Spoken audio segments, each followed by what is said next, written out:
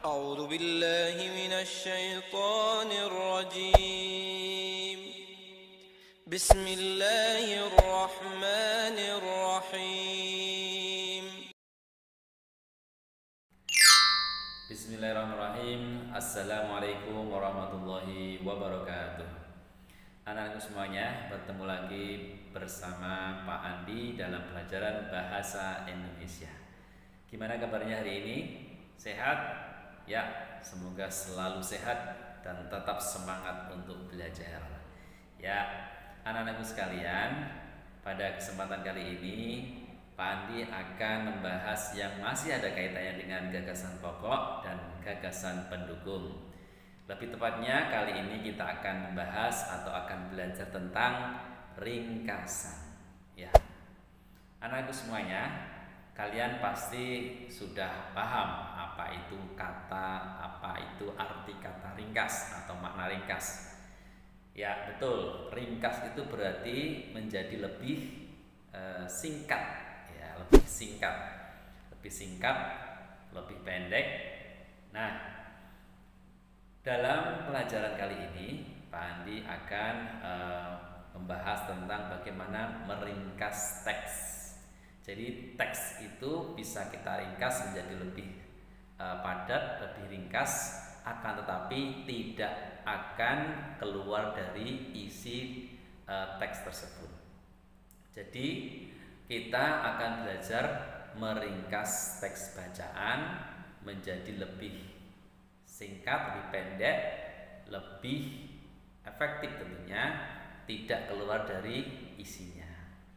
Nah, sekarang bagaimana caranya?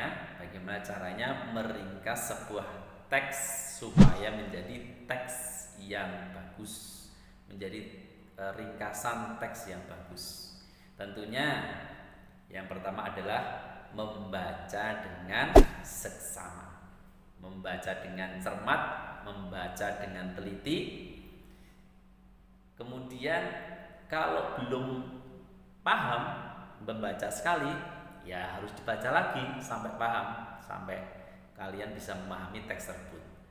Kemudian yang kedua adalah mencatat gagasan pokok dan gagasan pendukungnya.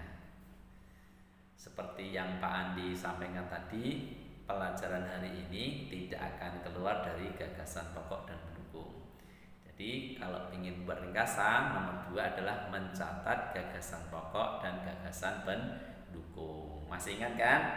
Ya, gagasan pokok itu adanya di kalimat utama. Kalimat utama, di situ ada gagasan pokok. Kemudian selain itu nanti jadi kalimat penjelas. Nah, di dalam kalimat penjelas itu ada gagasan pendukung. Kemudian yang ketiga, setelah mencatat gagasan pokok, gagasan pendukung, kamu rangkai. Dirangkai berarti ditulis ulang dengan bahasa yang lebih ringkas.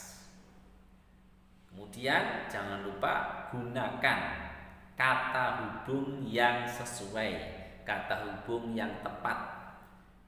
Jadi harus pandai-pandai mengolah supaya kalimat itu mudah dipahami.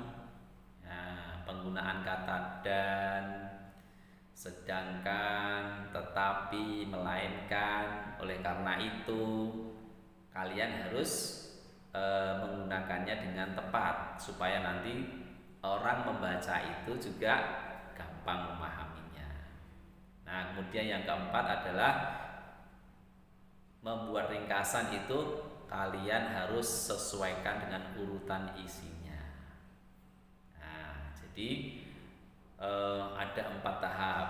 Yang pertama membaca, kemudian yang kedua menulis gagasan pokok dan gagasan pendukungnya, yang ketiga merangkai, ya, digabungkan menggunakan kata hubung yang tepat, dan yang keempat adalah kalian harus mengurutkan sesuai isi naskah aslinya, gitu ya. Oke, sekarang kita lihat contohnya. Nah, Pak Andi udah punya contohnya, satu paragraf. Nanti kita ambil gagasan utamanya, gagasan pendukungnya, kemudian kita buat ringkasan. Nah, sekarang kalian lihat di layar kalian. Nah, di situ tertulis hari Sabtu ini SD Bangsa akan mengadakan acara pentas seni dan budaya. Masing-masing siswa diharapkan menampilkan sebuah pertunjukan dari daerah asalnya. Seluruh siswa juga diperbolehkan menunjukkan ciri khas daerah asalnya seperti pakaian tradisional, tarian tradisional, atau nyanyian daerah. Nah, ini paragrafnya. Ringkaslah teks tersebut. Mungkin kata perintahnya seperti itu ya. Yuk kita buat ringkasannya sesuai tahapan tadi. Kita udah baca sekali. Nah, kalau sekali udah paham, langsung ke tahapan kedua. Kalau belum paham ya dibaca lagi.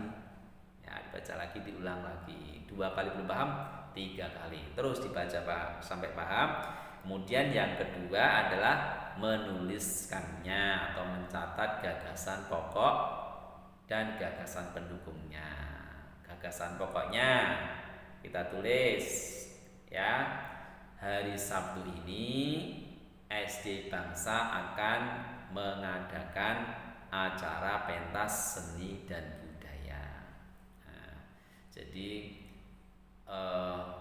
itu kalimat utamanya dan gagasan pokoknya sama. Ya, memang ada yang sama, ada yang lebih ringkas. Tapi ini kita buat sama dulu. Kemudian gagasan penjelasnya kita tulis. Masing-masing siswa diharapkan menampilkan pertunjukan dari daerahnya. Itu gagasan pendukung yang pertama. Gagasan pendukung yang kedua, seluruh siswa juga diperbolehkan menunjukkan pakaian tradisional, tarian tradisional, atau nyanyian daerah. Jadi ada 2 kalimat penjelas atau kalimat pendukung, dan juga gagasan pendukungnya ada 2 karena gagasan pendukung itu ada di kalimat penjelas. Paham? Oke, kita lanjutkan ya. Kemudian kita mulai meringkas, merangkai menjadi ringkasan yang lebih enak dibaca dan tentunya lebih singkat ya dari tadi kalau digabung. Nah, teks ringkasannya adalah seperti ini. Hari Sabtu ini atau Sabtu ini, harinya dihilangkan. Sabtu ini SD Bangsa akan mengadakan acara pentas seni dan budaya. Semua siswa diharapkan menampilkan sebuah pertunjukan atau kebudayaan dari daerah asalnya. Nah, udah jadi ringkas kan? Dari yang panjang, lumayan panjang, kita sudah ringkas menjadi lebih singkat. Tentunya tidak mengubah urutan dari teks aslinya. Nah, sekarang udah paham? Ya, Pak Andi harapkan semoga semuanya paham. Nah, sekarang untuk latihan nanti kalian buka di buku paket kalian di halaman kalian buka halaman 8. Kalian buka halaman 8, di situ ada teks bacaan indahnya pertemanan. Kalian meringkas paragraf 1 dulu. Nah, paragraf 1 dulu. Jadi tugasnya kalian membuat ringkasan paragraf 1 aja. Ya, yang paragraf 1.